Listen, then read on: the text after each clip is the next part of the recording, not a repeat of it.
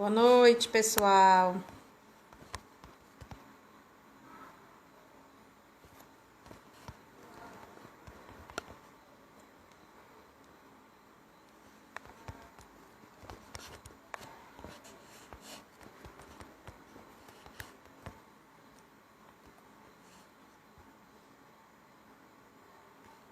Boa noite, pessoal. Vão entrando aí, vão mandando para os amigos de vocês.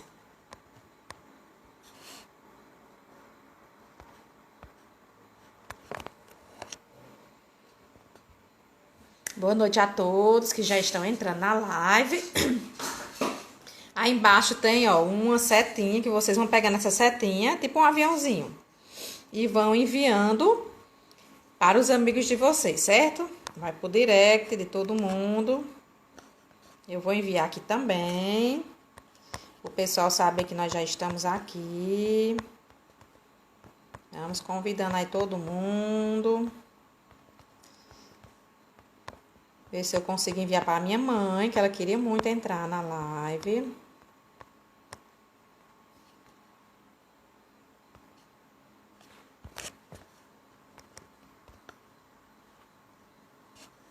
Pronto, consegui enviar para minha mãe.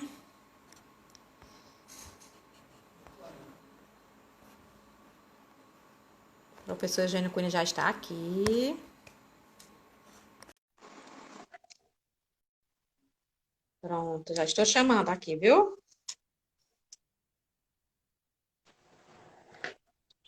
Olá, Olá, boa noite. boa noite, tudo bem? Tudo em paz. Pois é, o pessoal está entrando aí já. Uhum. É um prazer imenso recebê-lo, né? Mesmo que virtualmente. Nós sempre tivemos essa vontade de trazê-lo, né, para o Cariri, aqui no Ceará. E não foi possível ainda, né? Mas quem sabe ano que vem, quando tudo normalizar, a gente não Se consiga, né? Deus Esse ponto. quiser, se Deus quiser.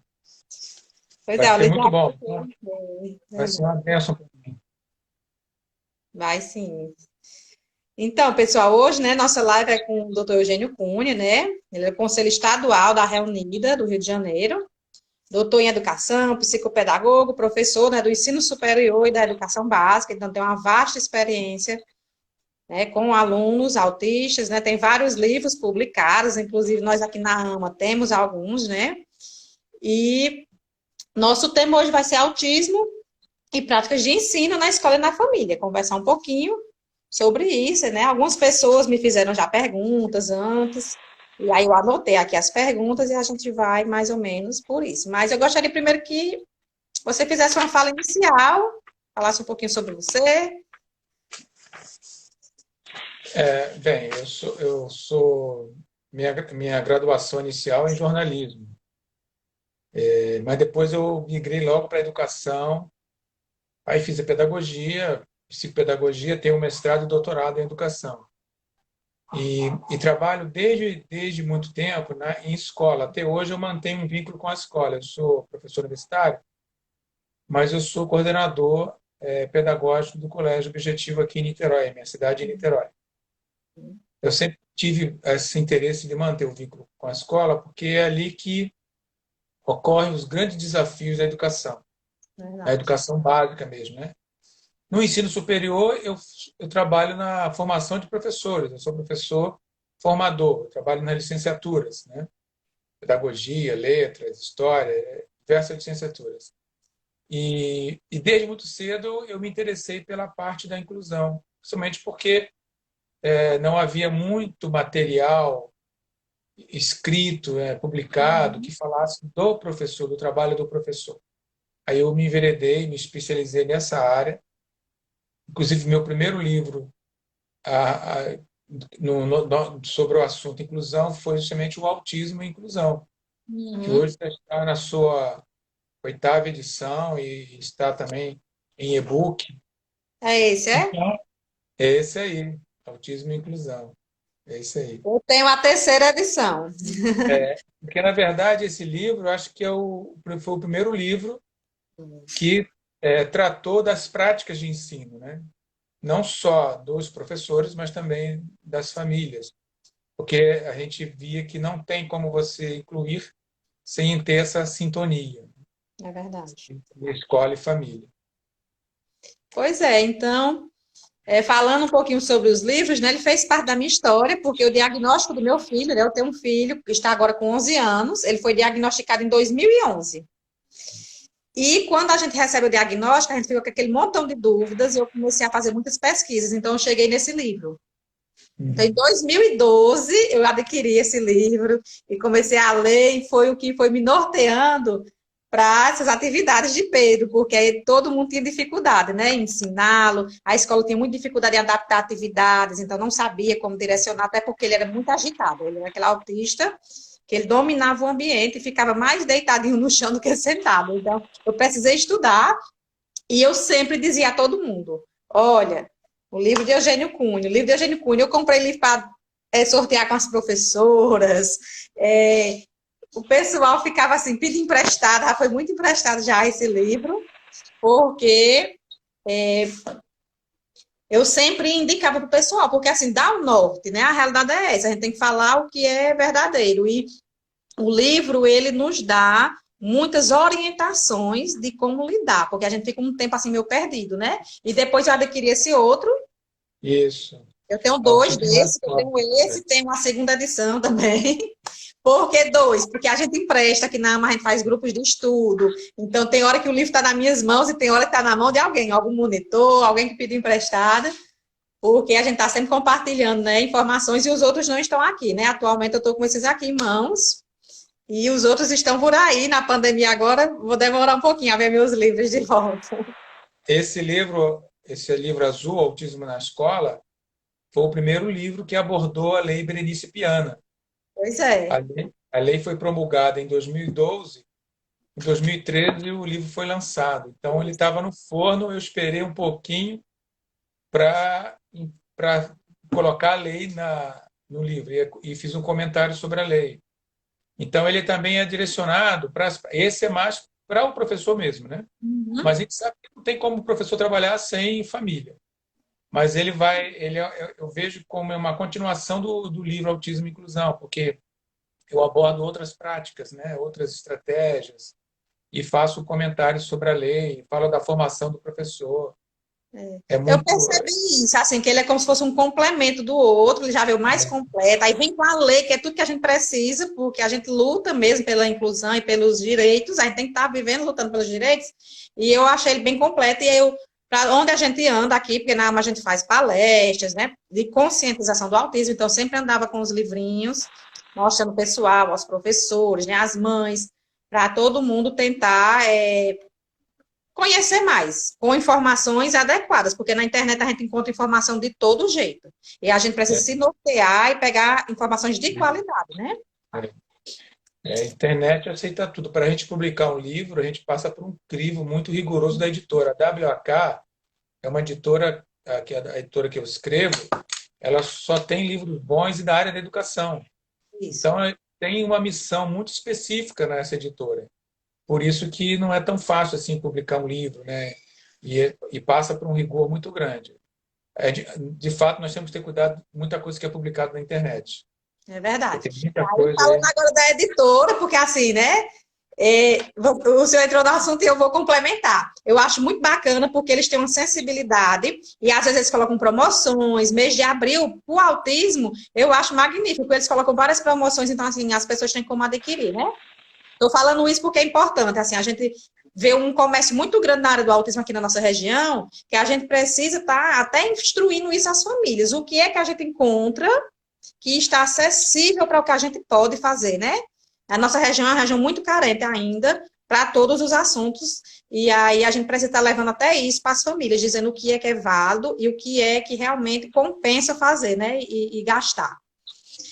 E aí, a nossa primeira pergunta, né, que o pessoal fez era sobre, assim, o que foi que impulsionou, né, ao senhor a trabalhar com inclusão e especificamente com autismo, porque a gente vê muito pai, mãe, alguém da família, que tem algum parente trabalhando nessa área e lutando por isso. E a gente vê você muito fervoroso, né, no que a gente lhe acompanha, né, com assuntos e com abordagem muito válida, muito concreta, e a gente queria saber por que foi que você impulsionou a fazer esse trabalho na inclusão e na área do autismo? O que aconteceu foi que eu conheci um aluno com autismo. Ele era um menino com 6 anos, numa época em que não tinha essa facilidade toda de informação, né? Por isso que eu comecei a estudar. Então, quando eu estava na escola, é uma escola que eu trabalhei durante muitos anos, Uhum. e é uma escola montessoriana, a diretora da escola me procurou e falou assim: professor Eugênio, nós vamos receber um aluno com autismo e você vai ficar responsável por esse aluno. Aí eu perguntei, mas por que eu? Ela disse, porque você é homem, ele é menino, acho que vocês vão se combinar. Ela mesmo não tinha noção o que fazer, e eu também não tinha, não sabia nada, era muito desconhecido, como acho que para a maioria dos professores, das mães também, dos pais, quando vive uma situação como esta, de não saber o que fazer, é muito abrupta, né?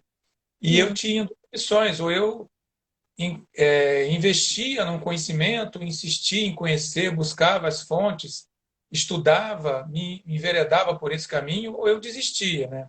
Eu preferi realmente enveredar, trabalhar, investir, estudar. Aí eu tive uma boa relação com essa família. Aí foi quando eu entendi também que era importante a família, que se a família apoia a escola, se a escola apoia a família, se há uma sintonia fina ali, você supera muitas dificuldades.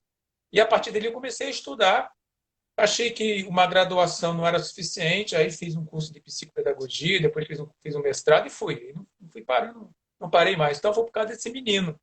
E até hoje eu sou grato a ele, porque ele foi um estímulo para a minha vida. Foi um desafio tentar superar as dificuldades, porque era um garoto não verbal, ele tinha convulsão, era um quadro muito, muito sério. E a gente teve que lutar muito para superar as dificuldades. Então eu aprendi muito com esse garoto. Aí foi daí que eu comecei a elaborar algumas frases na relação. Uma dessas frases foi que nessa relação entre professor e aluno, o primeiro a aprender é o professor e o primeiro a ensinar é o aluno. Porque eu aprendi muito com esse garoto. Ele foi um professor de fato para mim.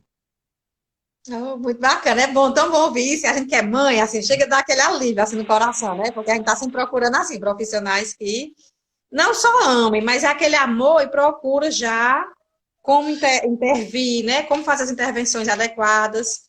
E aí, a Cláudia entrou aqui, né? Já disse que a Reunida está presente. Hoje eu recebi, assim, né? Uma ligação, minha gente. Ó, eu estou bem emocionada hoje. Eu recebi a ligação da Berenice Piana. Depois é que eu vou dizer a vocês, né? O que foi que aconteceu, o que é que está rolando. Mas eu estou bem feliz, bem animada hoje.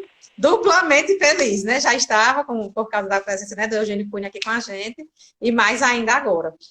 E aí, uma das perguntas é justamente sobre isso, sobre a importância da lei Berenice Piana para os autistas e suas famílias, porque como você já aborda isso no livro, então, muitas famílias ainda têm dúvidas, para que existe a lei? E a lei é importante para quê? Se a gente não consegue, a gente chega na escola e não consegue, um mediador, um acompanhante, a gente não consegue as atividades adaptadas. Então, assim, eu queria ver a sua visão, né, sobre a importância dessa lei para essas famílias. Essa lei é fundamental. Tudo que nós alcançamos dentro da educação especial, dentro de uma educação inclusiva, foi mediante a leis. Se não houvesse as leis, bom seria se nós incluíssemos sem obrigatoriedade da lei. Mas isso não existe, isso é um sonho. Nós precisamos de alguma coisa legal, alguma coisa que dê um suporte para nós. E a lei Berenice Piana, como a própria Berenice fala, ela tirou o autista da invisibilidade. Você passou a ver que a sociedade precisava conhecer vários casos, várias situações que eram invisíveis para a sociedade, que ninguém percebia isso. Então, a lei, além de dar uma garantia para o profissional, para as famílias, ela traz essa questão da visibilidade que dá para o autista. E para nós, professores, e também para familiares, isso é muito confortante quando você tem um instrumento legal que você pode chegar diante de um gestor público ou diante de um gestor escolar e falar com ele: olha, existe uma lei que exige isso, isso, isso, e vocês têm que me dar essa garantia. A lei trabalha a questão do direito à saúde, direito à educação, entra dentro das práticas de ensino, falando que os pais precisam ser formados, não somente os pais, mas os professores. Fala da questão da alimentação. Hoje, eu, quando dou meus cursos, minhas aulas na universidade e faço minhas palestras, eu falo que a alimentação é fundamental, ela tem que estar inserida dentro de todo plano de ensino. E quando há algum questionamento, eu falo assim, mas isso está na lei, porque até hoje se questiona a questão da alimentação. Né? Mas quando começa o questionamento, eu falo, mas está na lei. A lei, se não fosse uma coisa tão fundamental, tão essencial, não estaria numa lei. A lei fala da questão da mediação escolar. Olha só, e coloca bem claro que tem que ser um acompanhante especializado, não pode ser qualquer pessoa. Eu, Uhum. como professor, eu conheço o dia a dia de uma escola. Eu sei que, na maioria das vezes, principalmente e infelizmente nas escolas públicas, quem vai fazer mediação é o professor que está chegando agora, é o estagiário. São pessoas inexperientes que não conhecem a educação e muito menos o autismo. Então, isso aí dá garantia. Eu sou coordenador do Colégio Objetivo, aqui em Niterói. E o que que eu e quando tem a questão da mediação, eu entrevisto a mediadora, eu faço esse atendimento para a contratação, porque eu faço garantido em quê? Na lei. A lei Sim. me garante e essa condição. Então, para nós é muito mais confortável trabalhar assim. Agora, evidentemente que a gente muitas vezes chega nas escolas, chega em alguns lugares, né, de atendimento público, a gente vê que não é respeitado a lei. Uhum. Mas isso é uma coisa que nós temos que lutar, e hoje nós temos uma coisa que nos dá condição, que é justamente a lei. Então, mesmo que a gente não encontre esse suporte, esse respaldo, às vezes, em gestores, em professores, em escolas, nós temos que lutar, porque existe um documento oficial, um documento federal que nos garante esse direito. Não, muito importante a sua fala, porque a gente vê assim, aqui, principalmente aqui na nossa região, as mães que eu acompanho, que essa lei, às vezes, é muito focada na família. A família, os professores, às vezes, dizem, não, mãezinha, não tem a lei, então vá atrás. E aí, você explicou muito bem que a lei é importante para os profissionais também, né? Por isso que é importante essa união, né? Pais, profissionais, todo mundo lutando junto, porque vai estar garantindo os direitos do próprio profissional na hora de trabalhar, né? De ter um mediador qualificado que vai facilitar o trabalho dele, né? Na sala de aula. Então é bem importante isso, que não fique focado só na família, né? Que a lei é importante para todo mundo. Se for cumprida, muitos obstáculos vão estar sendo superados, né? Com essa lei sendo aplicada. E E um detalhe também é que eu sou professor universitário, eu estudo a educação, trabalho a legislação educacional, a história da educação, e os grandes progressos dentro do direito educacional, da inclusão, eles ocorreram por conta da militância da família. uhum, Tanto que nós temos a Lei Berenice Piana, nome de Berenice Piana, em homenagem a todos os familiares que lutaram por essa lei, né? é bem, E não somente essa, mas as demais leis que nós vamos encontrar na educação, que dá direito à pessoa com deficiência, à pessoa com autismo, elas foram gestadas, elas foram geradas pela militância da família. Então, é preciso reconhecer isso. Então, a lei, mesmo que ela vá atender a família, mas é a família que também quer incluir o seu filho numa escola, quer dar condições de empregabilidade para ele. É uma lei realmente geral, é uma lei que abrange outros aspectos da vida social da pessoa. muito bom. Então, a gente tem que estar sempre estudando a lei, vendo, lendo, relendo, né? Para poder estar cada vez mais conhecendo, porque a gente lê só uma vez e às vezes não consegue realmente pegar tudo. E as fases, né, os níveis e as fases da criança, vai passando para adolescente, para adulto, vai mudando as necessidades, né, da família, e acaba que a gente precisa estar relendo, para ver agora, nesse momento, o que é que meu filho está precisando, que eu vou lá, a lei vai me ajudar nisso, né? E aí, algumas monitoras, né, do projeto de alfabetização queriam saber quais as principais práticas adaptadas para uma inclusão de qualidade dos autistas, né? Na sua opinião, quais as principais práticas que podem ser adaptadas para estar incluindo com qualidade? Olha só, eu não sei assim em que sentido essa pergunta foi direcionada, se é alguma referência à aba ou a Uhum, PECs, eu não sei se é isso, mas a coisa que eu posso dizer, garantir sobre a questão de adaptação de, de prática de ensino para pessoas com TEA, é que essas práticas elas nascem na condição do aprendente. É uhum, quem aprende é que vai direcionar o seu olhar para desenvolver essas práticas. Então, a gente encontra, às vezes, por exemplo, uma atividade que eu faço na área da linguagem para atender a demanda de uma criança ou um adolescente com autismo. Essa atividade ela está perfeita para aquela criança ou aquele adolescente, mas chegar para outra não será. Então, de repente, eu vou ter que fazer as modificações. Então, a melhor prática é aquela que nasce da necessidade de quem aprende e não das ideias de quem está ensinando. Quem aprende é que vai me dar essa condição de direcionar os meus passos. Agora, é importante o seguinte, eu falo que o educador ele é como o músico. O Hum. músico tem aquele ouvido universal, ele consegue perceber um acorde, né? Fora do tom, ele consegue perceber a melodia, saber que tom tem que está aquela música. A mesma coisa o professor ou o educador, o profissional também, mas só que no olhar.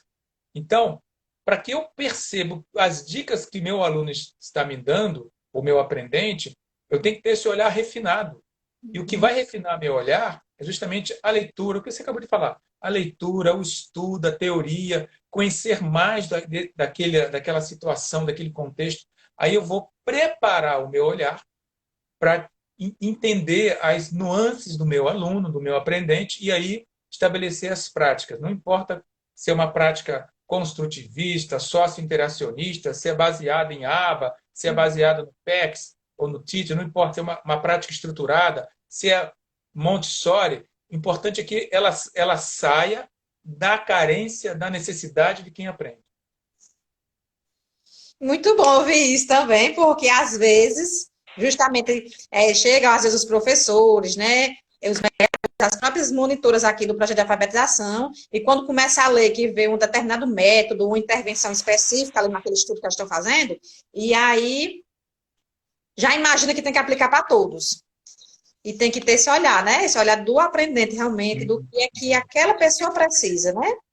Isso mesmo. Eu vejo assim que qualquer plano de ensino, qualquer currículo adaptado, qualquer situação de inclusão, ela merece um olhar individualizado. Eu estou vendo uma pessoa ali, então tem as suas características, tem as suas condições inerentes à sua personalidade, seu jeito de ser, as suas preferências, os seus afetos, os seus vínculos, mas também tem uma condição que é do grupo, que é da escola, que é da turma onde ele está. Uhum. Então tem que olhar esses dois aspectos, o aspecto individual e o aspecto eu chamo de colaborativo, quer dizer, aprender em conjunto. Mas de fato isso vai variar muito de pessoa para cada pessoa. Pois é, então aí vem a pergunta, né, só complementando sobre o PDI, né, a importância de estar fazendo esse plano, né, de desenvolvimento individual, de estar sempre avaliando essa criança, né, para aquela criança, adolescente ou adulto, né, que todos estão incluídos, né, devem estar incluídos, e pensando nele, na sua individualidade, né, dele ou dela, mas também no todo, né, que é a turminha que ele vai estar lá Isso. incluído. Pois é, aí nós temos algumas monitoras, né? O pessoal estão aí, eu estou vendo que estão tudo aí, as minhas monitoras aqui da AMA, voluntárias, né? Lígia, inclusive ela está fazendo pedagogia, está tendo muito contato, né, com você lá na faculdade, através das aulas online. Meu esposo está aí também, Frank, e estão fazendo comentários. E aí, o que é que eles pedem, né? A gente está sempre procurando pessoas que possam nos orientar, porque como nós estamos em construção, em formação, né? Sempre estudando. Eu sempre falo isso para os pais, para os profissionais, a gente tem que estudar. Tem que ler, né? As professoras. E eles vão aqui me pedindo dicas, né? Que o senhor pudesse nos dar dicas de cursos, né? Que são importantes para os professores terem. Professores que têm alunos com autismo. Então, quais são os tipos de cursos que é necessário para que eles fiquem cada vez mais capacitados, que eles possam ter uma visão mais ampliada para poder produzir esse PDI, né? É. Olha só, é, a gente não vai ter muitos cursos na área pedagógica voltado para o autismo. A gente tem uma infinidade de cursos de aba, teacher, esses cursos mais na área da terapia, em que são importantes porque você aprende muito com eles são de grande valia. Mas como que você vai aplicar, de repente, um curso, uma metodologia aba dentro de uma sala de aula? Fica mais mais difícil. Então, você tem que pensar naquilo que seja mais adequado para o seu ambiente de trabalho. Então, são cursos que estão ligados na área de prática de ensino, adaptações curriculares, construção de PDI e, principalmente, cursos que estão vinculados à neurociência. Hoje em dia nós temos um instrumento importante para quem trabalha na educação, que é a neurociência. A neurociência nos ensina como a criança aprende, quais são os instrumentos que nós temos, as possibilidades de estimular a aprendizagem em qualquer situação. Então, tem cursos de neuropsicopedagogia, neurociência e psicopedagogia, quer dizer, são vários cursos nessa área que vão trabalhar a questão da aprendizagem a partir dos estímulos que nós podemos dar à questão cognitiva, ao cérebro da criança. E o importante também é que nós, professores, precisamos nos atentar para uma questão importante, que é uma questão que eu tenho trabalhado não somente nos meus cursos, mas também nas minhas aulas, que são as metodologias ativas. As metodologias ativas não são novidade, não são de agora, né?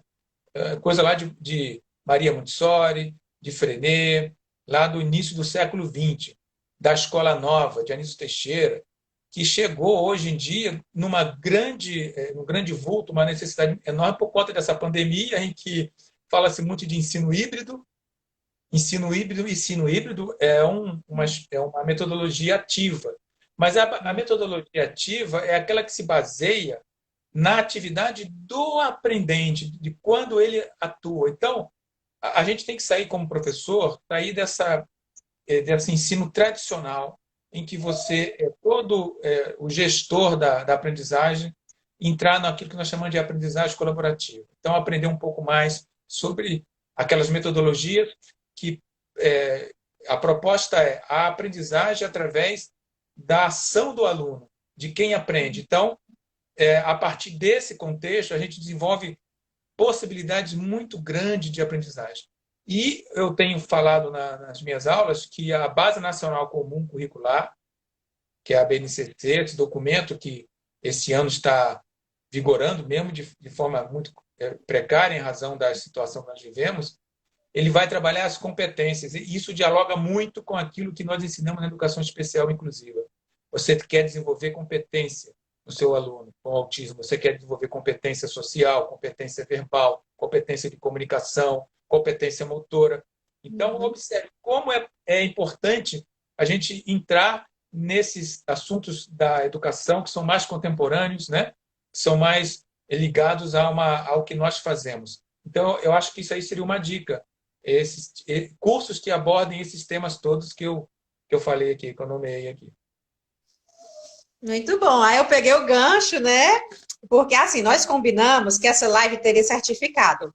Porque muitas pessoas estão estudando, precisando de horas complementares e não está tendo curso presencial. Então, nós estamos fazendo as lives da AMA e colocando, né, um questionáriozinho. Então, tem um formulário. Assim que a live for encerrada, o pessoal vai correr lá aí na bio da AMA e vai entrar num link que vai ser colocado ao final da live. Quando encerrar a live, tem só uma paciênciazinha, que eu encerro aqui a live, eu vou lá, coloco o link, o pessoal entra, preenche o formulário para estar solicitando seu certificado, que será enviado pelo Whats que estiver lá no formulário. E lá no formulário pede uma palavra-chave aqui da live. Então, já coloquei aqui fixado, né, neurociências, então vamos estudar, né, minha gente? Tem alguns profissionais, inclusive a gente tem aqui na AMA livros de Marta Helvas, né? Já participei de algumas palestras com ela e a gente pode estar estudando mais e vendo o que a gente pode estar se aprimorando, né, e melhorando. E todo mundo que está em casa também. Eu vou fazer depois uma foto para vocês dos livros de Eugênio Cunha. Me perguntem no direct, porque algumas pessoas já perguntaram aqui como é que faz para estar, né, conseguindo esses livros. E eu vou passar o site para vocês, tudo direitinho para vocês conseguirem, né, comprar e estudar em casa. Lá, esses livros estão em todas as livrarias virtuais, né? A versão impressa e o e-book também do livro Autismo na Escola e Autismo e Inclusão. Só que você comprando na editora a versão impressa, eles têm sempre uma promoção, um desconto, e falar, eu estava participando da live lá da AMA Cariri com o Eugênio Cunha, Aí eles vão dar um desconto melhor ainda. Pois é, Saudade até do Macaé eu. Editora. Eu tenho no meu WhatsApp, acho que é o Leandro, é alguém de lá, que Leandro, ele manda o tudo para mim Leandro, pelo o WhatsApp. Luiz, o Pedro, que são 10. O Igor, são todos eles nota 10. Pois é. Aí então todo mundo sabendo já, né? Vai ter certificado, mas tem que preencher, certo? O link. O Diogênio Cury, o certificado ele já está garantido, né? Eu já vou enviar como, né, o nosso colaborador, né, palestrante, né, da noite.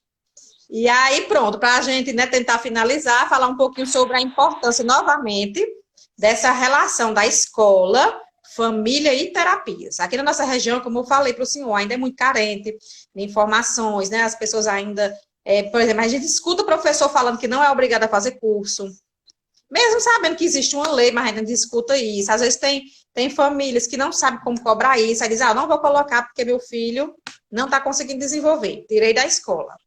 E a gente fica naquele dilema, conversando com as famílias, explicando a importância de estar na escola, a importância de lutar pelas atividades adaptadas. Então, assim, como tem muito conflito nessa relação, a gente recebe esses conflitos, então eu queria que o senhor falasse um pouquinho mais sobre isso, sobre essa importância da relação da escola, da família, dos terapeutas que atendem aquela criança. Eu vou começar com números. Pesquisa mesmo. Eu, quando fiz o meu doutorado, fiz pesquisa de campo. Fui em sala de aula, entrevistei professores, vi as práticas dos professores, como eles incluíam, e todos os resultados positivos de inclusão, de sucesso, ocorreram quando você tinha a harmonia entre família, escola e terapia. O Hum, aluno ele tinha um atendimento assim afetuoso, né, a questão dos afetos, dos vínculos e de muita qualidade na escola. Havia o interesse da escola de fato de incluir, com bons professores, professores amáveis que amavam aquele aluno. Quando o aluno saía da escola, ele tinha o terapeuta, fonoaudiólogo, fisioterapeuta, TO, vários outros nessa área de uhum, atendimento especializado. E esses terapeutas, eles dialogavam com a escola. E por trás disso tudo, uma família que era ouvida, que também sabia ouvir as dicas, as orientações das escolas, dos terapeutas, e várias vezes havia essa reunião. Eu, no colégio, lá onde eu coordeno, eu promovo essas reuniões. É importante ouvir os terapeutas e saber como eles estão trabalhando, o que eles estão enfocando naquela criança, ao mesmo tempo eles nos ouvirem para saber como é a dinâmica de sala de aula, como aquele aluno dialoga com os colegas. Então, isso é fundamental. Todos os casos de sucesso, você tem sempre essa trinca, né? Esse trio de atores funcionando, dando apoio para aquela criança. A Clínica Escola do Autista, né, é onde eu trabalhei, que tive a honra de trabalhar, a convite da Berenice Piana, nós temos lá três braços, é um atendimento multidisciplinar, mas funciona um atendimento com a família, que a uhum. Adriana faz isso muito bem, ela recebe, ela acolhe, ela escuta a família. Muitas vezes os pais vão lá só para chorar e desabafar e compartilhar as suas necessidades, né? E tem um atendimento direto para o aluno, com os terapeutas que atendem lá direto, e também um atendimento para o professor, a escola do aprendente que está lá na clínica. Então, você tem esse trio. Isso é fundamental para que as coisas corram bem na inclusão. Então, se isso não está acontecendo em algum caso aqui, procure organizar isso, porque isso é essencial. A gente recebe, às vezes, essa demanda, né, de conflitos entre os três, né, e, inclusive, aqui na nossa região, a gente tem leis, aqui no meu município, nos municípios vizinhos, que é falando que os profissionais da saúde, eles estão aptos a adentrarem na escola. Porque tinha escola que, às vezes, fechava as portas, quando chegava lá o profissional e se apresentava e dizia que era o profissional de tal criança, que estava sendo acompanhado, de tal adolescente, e eles diziam, não, eu não quero ninguém aqui para dizer o que é que a gente tem que fazer, não. E fechava. Então, aqui tem lei também para garantir isso, de que o profissional, claro, tem que ter uma boa relação, ele vai marcar com antecedência, vai combinar com os gestores da escola, vai fazer essa visita, vai conversar com o professor e ajudar, dar orientações, tentar É adquirir também conhecimento sobre né? aquele É, aspecto e para poder fazer também algo intervenção, né? isso é importante. Esse profissional, a criança, a família tem esse direito de Hum, que a escola permita essa entrada lá. Agora, esse profissional também tem que ser um profissional colaborador. Ele não pode entrar lá para criticar o trabalho do professor, porque o professor está no setor dele, está na área dele, está no campo dele, e ali ele é o gestor, né? Então ele hum. tem que entrar realmente com esse olhar colaborativo, de participar, de dar dica e também de receber as dicas, de ouvir também do profissional, do professor. E isso é Isso. uma coisa importante, é uma troca. Verdade. Muitos, às vezes, vão buscar informações, né, para poder saber como fazer o seu plano de terapias, né? Tem psicólogos que, às vezes, precisa conhecer como é o aluno na sala de aula para poder fazer Sim. sua intervenção, né? Por Pois é, isso o que tem que pessoal ter colocaram. Fala. Por isso tem que ter uma relação harmoniosa, porque a escola tem que ter essa condição de abrir as portas para um terapeuta, para ouvi-lo, e para que, se ele quiser assistir uma aula, assista também. Da mesma Uhum. forma, o terapeuta também pode abrir a porta da sua clínica para que o professor vá até lá e ouça e aprenda também um pouco mais, né? É verdade. Eu falei aqui que a gente estava, né? Era o último para encerrar, o pessoal começou a colocar aqui nos comentários que tinha pergunta dos comentários. Nós estamos com 36 minutos, dá tempo para eu fazer uma leiturazinha aqui de algo dos Claro, comentários? sim. Dá? Pronto. Então, A Antônia colocou que isso não acontece sempre, é verdade, Antônia. Tem muita escola que se adapta, que abre as portas, que procura também informações, né? A gente está falando assim de casos específicos, de pessoas que ainda se fecham. E aqui tem o Bruno, nosso amigo autista, adulto aqui da nossa região, perguntando se na prática em sala de aula online ou presencial, o que um professor pode fazer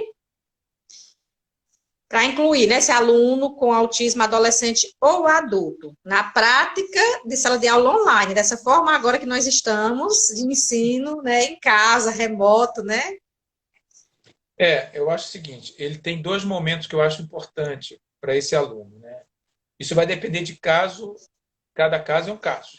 Eu tenho alunos no colégio que ele está muito bem inserido na sala de aula com a turma, online, está lá aprendendo online com todos os outros alunos.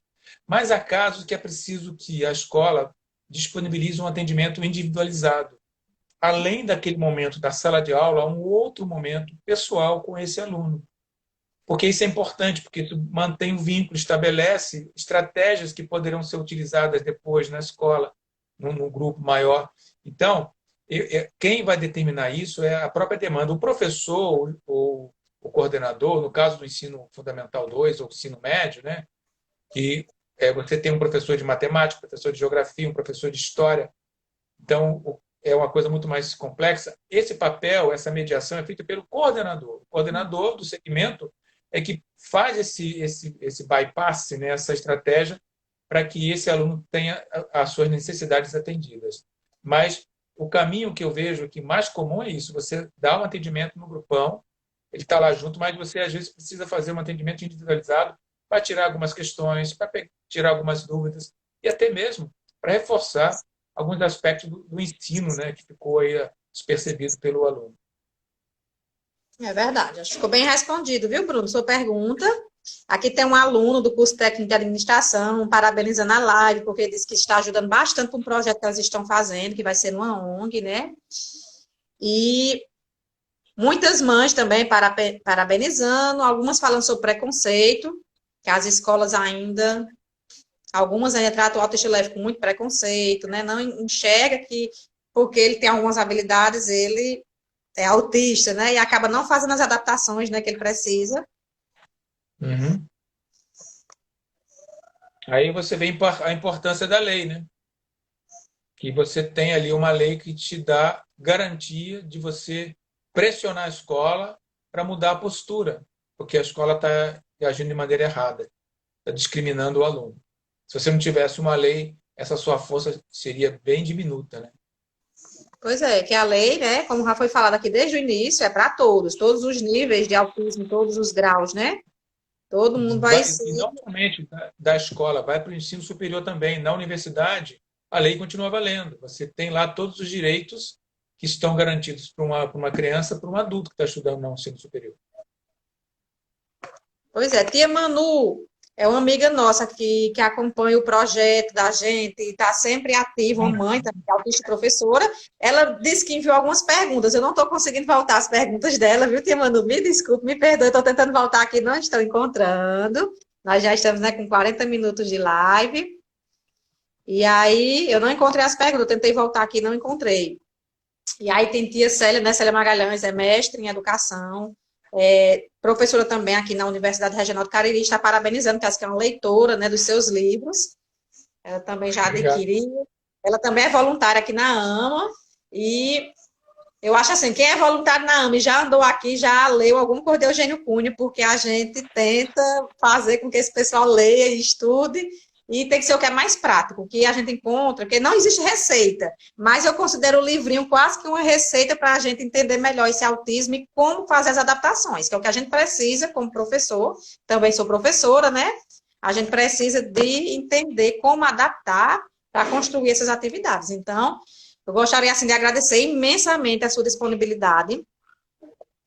Pedir para o senhor fazer as considerações finais, né? Aqui estão me perguntando sobre a avaliação, né? Frank está me perguntando, né, para como é a avaliação, como deve ser essa avaliação para a pessoa com autismo que está inclusa nesse ensino regular.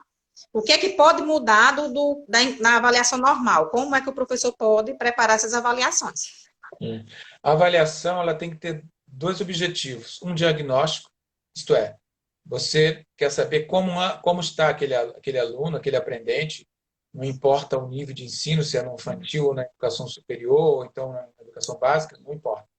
E tem que ter um outro objetivo, que é o formativo. Então, ela tem que ser diagnóstica e formativa. Em que sentido? A avaliação serve como um impulso para a formação, uma ajuda para a formação. Você recebe aquele resultado, aquele feedback, o que eu vou fazer diante disso? Então, ela é também, além de formativa, ela é projetiva. Você projeta em cima daquele resultado as suas ações para formar aquele aluno. Você pode usar as provas, você pode usar as avaliações da sala de aula mesmo. Mas o importante é que você tenha como objetivo essa ideia. Eu vou fazer alguma coisa em prol do meu aluno para desenvolvimento da sua condição de aprendente. Então, a avaliação tem que ter esse caráter diagnóstico e formativo. E eu posso falar as palavras finais? Eu posso emendar? Sim. Então, assim, e eu agradeço muito esse convite, tenho assim, muito desejo de conhecer vocês. Aí já estou fazendo esse contato com vocês há muito tempo, mas às vezes as coisas não dão certo. Que a gente tem, eu também tenho duas crianças pequenas. Para fazer uma live, às vezes uma criança está chorando, eu estou preocupado. Por que está chorando? Então, é um pouco difícil viajar também. Mas assim, eu espero um dia conhecer o trabalho de vocês, me sentir extremamente honrado por ser convidado. Eu tenho muito respeito por todos esses movimentos que trabalham em favor da inclusão, movimentos que são gerenciados pelas famílias, né? São assim impulsionados pelas famílias e por educadores, não importa de qual área.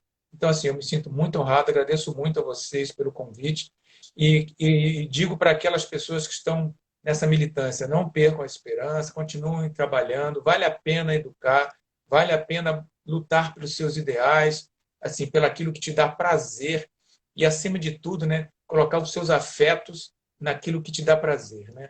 Mover as dificuldades pelas dimensões afetivas. Então é isso, estou muito feliz, obrigado aí pela oportunidade.